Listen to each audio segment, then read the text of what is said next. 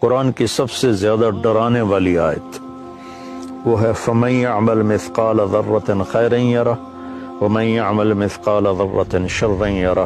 ایک رائی کے برابر اچھا کرو گے تو صلہ پاؤ گے، ایک رائی کے برابر برائی کرو گے تو صلہ پاؤ گے۔ کہ قرآن کی سب سے خوفناک ڈرانے والی آیت، اور اس کے بالمقابل ارجا آیت فی القرآن، قرآن کی سب سے زیادہ امید دلانے والی آیت، یا عبادی الذین اسرفوا علی انفسہم لا تقنطوا من رحمت اللہ ان اللہ یغفر الذنوب جميعا۔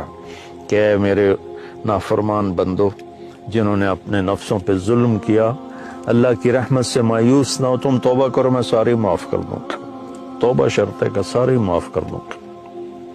اور اللہ اپنی رحمت کو ایک حدیث میں اللہ کے نبی نے بتایا، اللہ یوں بیان فرماتے ہیں، یبن آدم لو بلغ الذنوب کعنان السماء